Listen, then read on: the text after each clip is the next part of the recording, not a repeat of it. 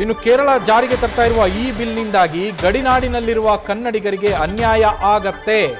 ಕಾಸರಗೋಡಿನಲ್ಲಿರುವ 210 ಕನ್ನಡ ಶಾಲೆಗಳಿಗೆ ತೊಂದರೆ ಆಗತ್ತೆ. ಸಿಎಂ ಜೊತೆ ಚರ್ಚೆ ಮಾಡಿ ಸೂಕ್ತ ಕ್ರಮವನ್ನ ಕೈಗೊಳ್ತೀವಿ ಅಂತ ಸಚಿವ ಶಿವರಾಜ್ ತಂಗಡಗಿ ಹೇಳಿದ್ದಾರೆ. ಕನ್ನಡ ಮತ್ತು ಸಂಸ್ಕೃತಿ ಇಲಾಖೆಯ ಸಚಿವರು ಶಿವರಾಜ್ ತಂಗಡಗಿ ಸದ್ಯ ಈ ಮಾಹಿತಿಯನ್ನ ಕೊಟ್ಟಿರುವಂತದ್ದು. ಕನ್ನಡಿಗರಿಗೆ ಅನ್ಯಾಯವಾಗೋದಕ್ಕೆ ನಾವು ಬಿಡೋದಿಲ್ಲ ಅಂತ ಸಚಿವರು ಭರವಸೆಯನ್ನ ಕೊಟ್ಟಿದ್ದಾರೆ. ಗಡಿನಾಡು ಭಾಗದೊಳಗೆ ಕನ್ನಡಿಗರಿಗೆ ತೊಂದರೆ ಆಗುವಂಥ ಕೆಲಸ ಆಗುತ್ತೆ ಈ ಬಿಲ್ನಿಂದ. ಅಲ್ಲಿ ಕನಿಷ್ಠ ಕೇರಳ ಭಾಗ ಗಡಿ ಭಾಗದೊಳಗೆ, ಅದು ವಿಶೇಷವಾಗಿ ಕಾಸರಗೋಡದಲ್ಲಿ ಕನಿಷ್ಠ 7.5 ಲಕ್ಷ ಕನ್ನಡಿಗರು ವಾಸವನ್ನು ಮಾಡ್ತಾ ಇದ್ದಾರೆ. ಅದರೊಳಗೆ 210 ಕನ್ನಡ ಶಾಲೆಗಳು ಅಲ್ಲಿ ಇದ್ದಾವೆ. ಅದಕ್ಕೆ ಈ ಭಾಷೆಯಿಂದ ನಮ್ಮ ಕರ್ನಾಟಕದ ಜನರಿಗೆ, ಕನ್ನಡಿಗರಿಗೆ ತೊಂದರೆ ಆಗುತ್ತೆ.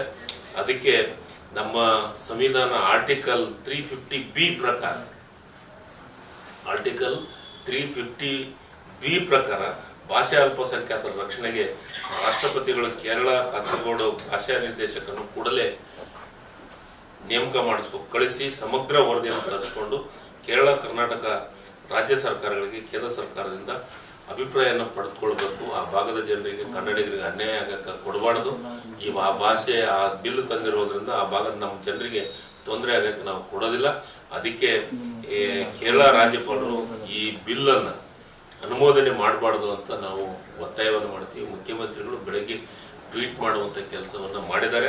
ಅದಕ್ಕೆ ನಾನು ಮುಖ್ಯಮಂತ್ರಿಗಳ ಗಮನಕ್ಕೆ ಮತ್ತು ಉಪಮುಖ್ಯಮಂತ್ರಿಗಳ ಗಮನಕ್ಕೆ ತಂದು ಒಂದು ನಿಯೋಗವನ್ನು ಮಾಡಿ ಸನ್ಮಾನ್ಯ ರಾಷ್ಟ್ರಪತಿಗಳಿಗೆ ಭೇಟಿ ಮಾಡುವಂಥ ಕೆಲಸವನ್ನು ಮಾಡಬೇಕು ಅಂತಂದು ನಾನು ಮುಖ್ಯಮಂತ್ರಿಗಳ ಗಮನಕ್ಕೆ ತರುವಂಥ, ಉಪಮುಖ್ಯಮಂತ್ರಿಗಳ ಗಮನಕ್ಕೆ ತರುವಂಥ ಕೆಲಸವನ್ನು ಮಾಡ್ತೀವಿ. ಗಡಿನಾಡು ಭಾಗದೊಳಗೆ ಕರ್ನಾಟಕರಿಗೆ ಮತ್ತು ಕನ್ನಡಿಗರಿಗೆ ಯಾವುದೇ ವಿಚಾರದೊಳಗೆ ನಾವು ಅನ್ಯಾಯ ಆಗಕ್ಕೆ ಬಿಡಂಗಿಲ್ಲ, ಅದನ್ನು ನಾವು ಸಹಿಸ್ಕೊಳಂಗಿಲ್ಲ. ಅದಕ್ಕೆ ಮುಂದಿನ ದಿನ ಒಂದು ನಿಯೋಗವನ್ನು ಮಾಡಿ ರಾಷ್ಟ್ರಪತಿಗಳಿಗೆ ಭೇಟಿ ಆಗುವಂಥ ಕೆಲಸವನ್ನು ಮಾಡ್ತೀವಿ. ಈಗಾಗಲೇ ಗಡಿ ಭಾಗದ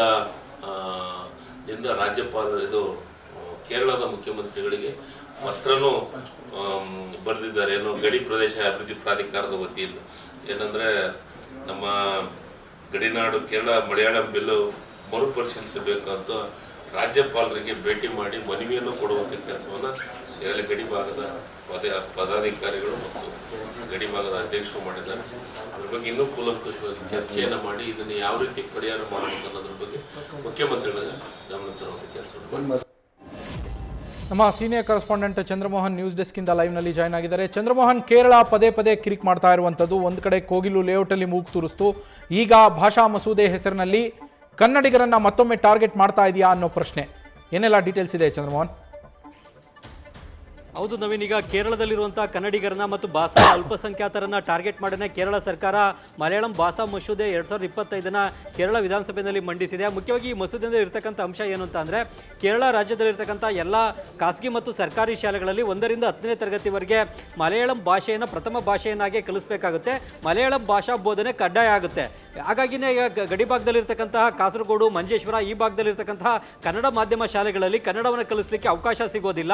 ಇಲ್ಲಿ ಮಲಯಾಳಂ ಭಾಷೆಯನ್ನೇ ಕಲಿಸಬೇಕಾಗುತ್ತೆ. ಆದರೆ ಕಾಸರಗೋಡು ಜಿಲ್ಲೆ ಮತ್ತು ಮಂಜೇಶ್ವರ ಭಾಗದಲ್ಲಿರ್ತಕ್ಕಂಥ ಜನರೆಲ್ಲರೂ ಕೂಡ ಕನ್ನಡವನ್ನು ಮಾತನಾಡ್ತಾರೆ. ಅವರ ಮನೆ ಮಾತು ಕೂಡ ಕನ್ನಡ ಮತ್ತು ಮನೆಯ ಹೊರಗೂ ಕೂಡ ಅವರು ಕನ್ನಡವನ್ನೇ ಮಾತನಾಡ್ತಾರೆ. ಹಾಗಾಗಿ ಅಲ್ಲಿ ಹೆಚ್ಚಿನ ಸಂಖ್ಯೆಯಲ್ಲಿ ಕನ್ನಡ ಶಾಲೆಗಳು ಕೂಡ ಇವೆ ಮತ್ತು ಕಾಸರಗೋಡಿನ ಜನ ಈಗಲೂ ಕೂಡ ತಮ್ಮ ಮಕ್ಕಳನ್ನ ಕನ್ನಡ ಶಾಲೆಗಳಿಗೆ ಕಳಿಸ್ತಾರೆ. ತಮ್ಮ ಮಕ್ಕಳಿಗೆ ಕನ್ನಡವನ್ನು ಶಾಲೆಗಳಲ್ಲೂ ಕೂಡ ಕಲಿಸುವಂಥ ಕೆಲಸವನ್ನು ಮುಂದುವರಿಸಿದ್ದಾರೆ. ಆದರೆ ಈಗ ಮಲಯಾಳಂ ಭಾಷಾ ಮಸೂದೆ 2025 ಜಾರಿಯಾದರೆ ಈ ಕಾಸರಗೋಡು ಜಿಲ್ಲೆ ಮತ್ತು ಮಂಜೇಶ್ವರ ಭಾಗದಲ್ಲಿರ್ತಕ್ಕಂತಹ 210 ಕನ್ನಡ ಮಾಧ್ಯಮ ಶಾಲೆಗಳಲ್ಲಿ ಕನ್ನಡವನ್ನು ಕಲಿಸಲಿಕ್ಕೆ ಸಾಧ್ಯವಾಗೋದಿಲ್ಲ. ಮಲಯಾಳಂ ಭಾಷೆಯನ್ನು ಮಾತ್ರ ಕಲಿಸಬೇಕಾಗುತ್ತೆ. ಹೀಗಾಗಿ ಅಲ್ಲಿನ ಭಾಷಾ ಅಲ್ಪಸಂಖ್ಯಾತರಾಗಿರ್ತಕ್ಕಂಥ ಕನ್ನಡಿಗರು ಕನ್ನಡ ಭಾಷೆಯನ್ನು ಕಲಿಯೋದ್ರಿಂದ ವಂಚಿತರಾಗಬೇಕಾಗುತ್ತೆ. ಅವರಿಗೆ ಶಾಲೆಗಳಲ್ಲಿ ಕನ್ನಡವನ್ನು ಕಲಿಸಲಿಕ್ಕೆ ಆಗೋದಿಲ್ಲ. ಹೀಗಾಗಿ ಭಾಷಾ ಅಲ್ಪಸಂಖ್ಯಾತರ ಹಿತದೃಷ್ಟಿಯಿಂದ ಈ ಮಸೂದೆಗೆ ರಾಜ್ಯಪಾಲರು ಒಪ್ಪಿಗೆ ಕೊಡಬಾರ್ದು, ಈ ಮಸೂದೆಯನ್ನು ತಿರಸ್ಕರಿಸಬೇಕು ಮತ್ತು ಕೇರಳ ಸರ್ಕಾರ ಕೂಡ ಈ ಮಸೂದೆಯನ್ನು ಹಿಂತೆಗೆದುಕೊಳ್ಬೇಕು ಅಂತೇಳಿ ಈಗ ಕರ್ನಾಟಕ ಸರ್ಕಾರ ಮತ್ತು ವಿರೋಧ ಪಕ್ಷಗಳು ಒತ್ತಾಯವನ್ನು ಮಾಡ್ತಾ ಇವೆ. ಈಗಾಗಲೇ ಒಂದು ಕರ್ನಾಟಕದ ನಿಯೋಗ ಕೂಡ ಕೇರಳ ರಾಜ್ಯಪಾಲರನ್ನ ಭೇಟಿಯಾಗಿ ಈ ಮಸೂದೆಗೆ ಯಾವುದೇ ಕಾರಣಕ್ಕೂ ಕೂಡ ಸಹಿ ಹಾಕಬಾರ್ದು ಅಂತೇಳಿ ಒತ್ತಾಯವನ್ನು ಮಾಡಿ ಮನವಿ ಪತ್ರವನ್ನು ಕೂಡ ಸಲ್ಲಿಸಿದೆ. ಕೇರಳದ ರಾಜ್ಯಪಾಲರು ಕೂಡ ಈ ಒಂದು ಕರ್ನಾಟಕದ ನಿಯೋಗದ ಮನವಿಯನ್ನು ನಾವು ಪರಿಶೀಲಿಸ್ತೇವೆ, ಮಸೂದೆಗೆ ತಕ್ಷಣಕ್ಕೆ ಯಾವುದೇ ಒಪ್ಪಿಗೆಯನ್ನು ಕೊಡೋದಿಲ್ಲ ಅನ್ನೋ ಒಂದು ಭರವಸೆಯನ್ನು ಕೂಡ ಕೊಟ್ಟಿದ್ದಾರೆ. ಜೊತೆಗೆ ಕೇರಳ ಸರ್ಕಾರ ಈ ರೀತಿಯಾಗಿ ಮಲಯಾಳ ಭಾಷಾ ಮಸೂದೆಯನ್ನು ವಿಧಾನಸಭೆಯಲ್ಲಿ ಮಂಡಿಸಿರೋದು ಮೊದಲೇನೂ ಅಲ್ಲ. ಈ ಹಿಂದೆ 2016ರಲ್ಲೂ ಕೂಡ ಇದೇ ರೀತಿಯಾಗಿ ಮಸೂದೆಯನ್ನು ಮಂಡಿಸಲಾಗಿತ್ತು.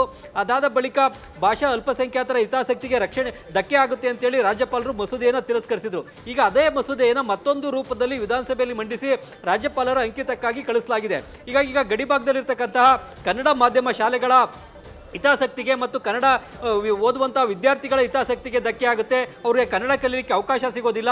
ಅವರ ಭಾಷಾ ಸ್ವಾತಂತ್ರ್ಯದ ಹಕ್ಕನ್ನು ಕಸಿದುಕೊಳ್ಬಾರ್ದು. ಹೀಗಾಗಿ ಯಾವುದೇ ಕಾರಣಕ್ಕೂ ಕೂಡ ಮಸೂದೆಗೆ ಒಪ್ಪಿಗೆಯನ್ನು ನೀಡಬಾರ್ದು ಮತ್ತು ಮಸೂದೆಯನ್ನು ಕೇರಳ ಸರ್ಕಾರ ಹಿಂತೆಗೆದುಕೊಳ್ಬೇಕು ಅಂತ ಈಗ ಕರ್ನಾಟಕ ಸರ್ಕಾರ ಕೇರಳ ಸರ್ಕಾರಕ್ಕೆ ಒತ್ತಾಯವನ್ನು ಮಾಡ್ತಾ ಇದೆ ಮತ್ತು ರಾಜ್ಯಪಾಲರು ಕೂಡ ಇದೇ ಒತ್ತಾಯವನ್ನು ಮಾಡ್ತಾ ಇದೆ.